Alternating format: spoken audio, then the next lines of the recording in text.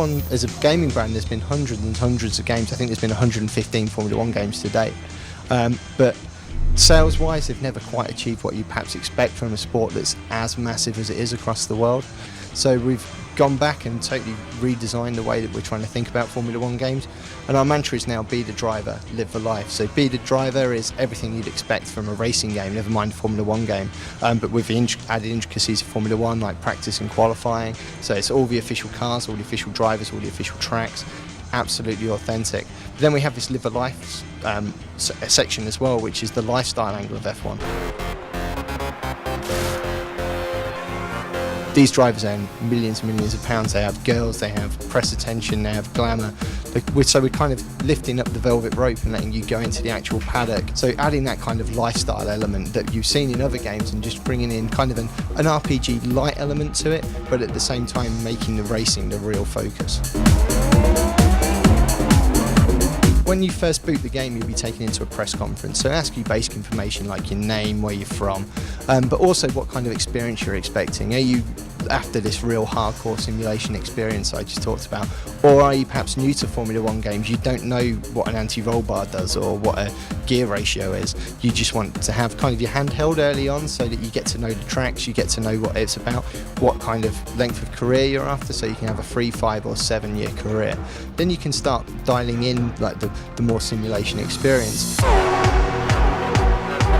Grid and Dirt 2 and Dirt have very different handling models to Formula 1. Formula 1 cars are completely unique, even to something like IndyCar, because IndyCar is obviously oval racing predominantly, whereas F1 is always circuit racing. So the introduction of aerodynamics is massive. The speeds that these cars can take corners at is unbelievable when the aero is working properly. So we've been working with a guy called Anthony Davidson, who raced in Formula 1 for a number of years for BAR and Super Aguri, so that we're getting as authentic a Formula 1 experience as we can get for the real hardcore simulation guys, that they can get as near to Formula 1 as actually sitting in one of these cars, but at the same time making it playable so that it's not just 30 people in the world who can play it. And then it's about then making that level of accessibility so that we can then tone that down if you want a slightly less simulation experience.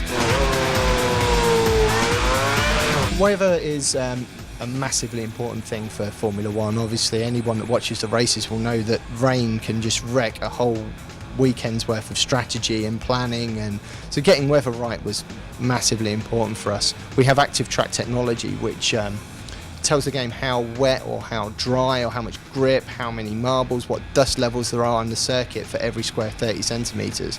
It actually knows that the racing line section of the circuit will be much grippier than the bit with a massive puddle where there's a strange camber or a dip in the track.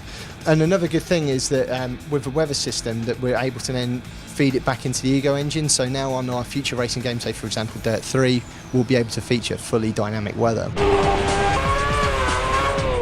Obviously press is really important in any sport and probably in most businesses, so you've got to have this kind of public profile. There's 2 different kinds of press in the game. There's the impromptu press conference. You've not qualified very well, you get a microphone shoved under your nose after you've just finished qualifying and they want to know why you've not done very well or why you've done really well.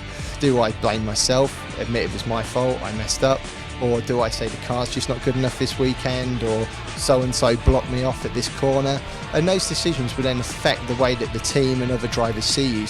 We also have those more formal press conferences, so if you finish in the top 3 for qualifying or for actual race day, then you'll be sat down like you see on the television on a Sunday with the guys who have finished on the podium with you, being asked more formal questions, which will always be pretty positive because you finished in the top 3, so it's good news all round. Okay, so F1 2010 is out in September on PS3, Xbox 360 and PC. We've really enjoyed working on it. It's been a tremendous experience and we hope you enjoy playing it.